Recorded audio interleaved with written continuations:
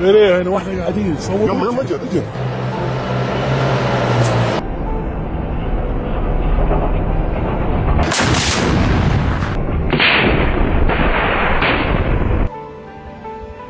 بسم الله.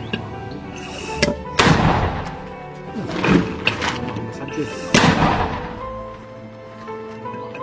يا ربي يا رب.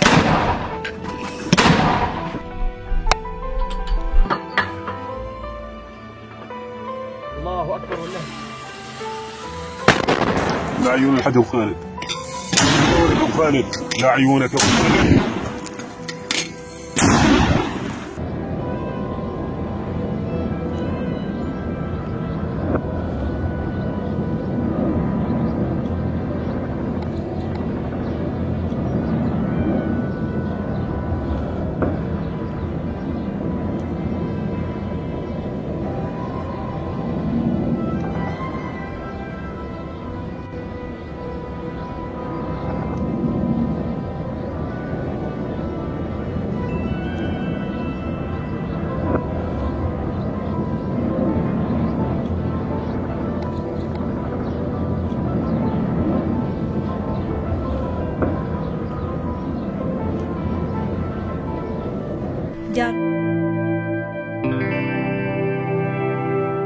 Kelompok Houthi Yaman menyerang kapal tanker MV Thor yang berbendera Amerika Serikat pada Sabtu 24 Februari.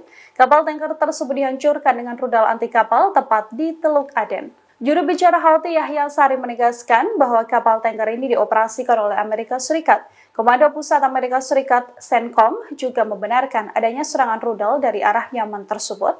CENTCOM menegaskan kapal perang USS Mason kemudian menembak jatuh satu rudal balistik Houthi Yaman. CENTCOM juga melaporkan tak ada kerusakan berarti termasuk korban luka akibat serangan Houthi Yaman ini. Sebelumnya Houthi Yaman telah meluncurkan rudal yang menargetkan kapal kargo Israel MSC Silver di Teluk Aden dekat pintu masuk Laut Merah pada Selasa 20 Februari. Kapal tersebut diduga milik Israel yang kerap kali berlabuh di pelabuhan-pelabuhan Israel. Menanggapi serangan terhadap kapal-kapal ini, Amerika Serikat dan juga Inggris kemudian meluncurkan operasi khusus untuk membalas serangan Houthi dan hingga saat ini operasi tersebut masih terus dilakukan.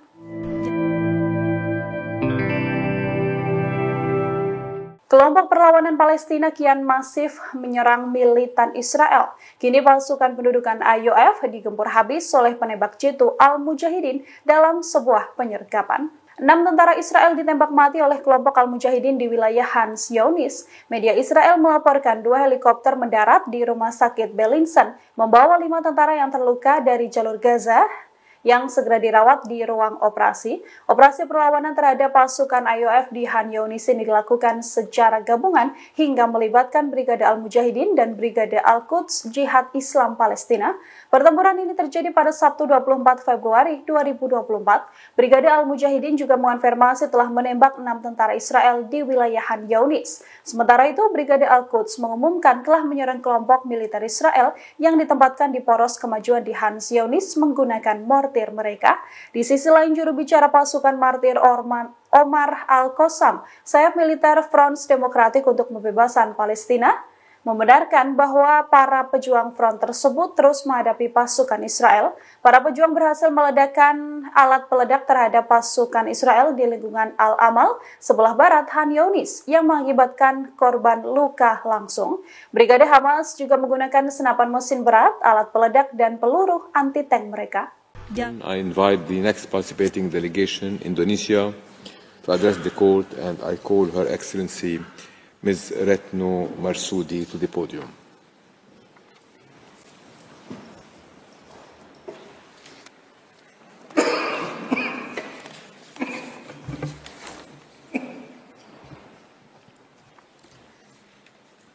Bismillahirrahmanirrahim.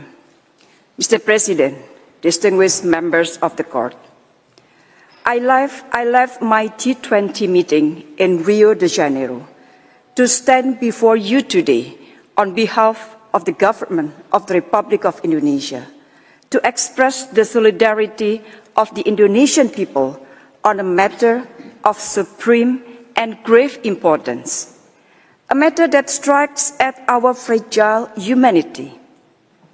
I stand before you today to defend justice against the blatant violation of international law that has been committed by Israel. We have all witnessed the ongoing humanitarian catastrophe in Gaza and the following escalation throughout the region, which have emboldened a global call to address the root cause, the illegal Israeli occupation on Palestine. Israel's unlawful occupation and its atrocities must stop, and neither should it be normalized nor recognized. Mr. President, members of the court, it is clear that Israel has zero intention to respect, let alone abide by, its international legal obligation. The Prime Minister Benjamin Netanyahu even said, and I quote, "Nobody will stop us, not The Hague, not anybody else," unquote. This is also evident in Israel's action in Gaza, as it is continuing its indiscriminative campaign of annihilation against civilians in Gaza. Apparently, the death of almost 30,000 lives is not enough for Israel, as it is close to launch another strike on Rafah, once the only gateway for life-saving humanitarian assistance to Gaza. No state should be granted a free rein to do anything they want against weaker state. This is why we have international law. This is why we need to uphold it. The role of ICJ is central to safeguard what the so-called rule-based international order. There is a big hope from the international community. I repeat, a big hope that ICJ delivers a favorable advisory opinion to the interests of justice and humanity. Mr. President, members of the court, the hope is on this court. Against this backdrop, we all assume a collective moral duty to furnish information on the question submitted to the court. Mr. President, members of the court, my statement today will be divided into two parts. First, on jurisdiction, and second, on the merit of the case. First part, on jurisdiction. Indonesia maintains that the court has jurisdiction to render the advisory opinion, and there is no ground to declining to exercise such jurisdiction. This has been clearly elaborated in Indonesia written statement and written comment.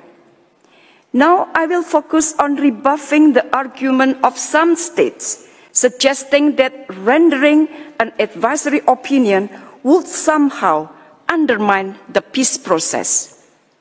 While the court has made their opinion clear on this matter, allow me to further stress three arguments. First, there is no viable peace process to be undermined. Israel has been consistently obstructing a negotiated two-state solution. Download Tribun X sekarang, menghadirkan lokal menjadi Indonesia.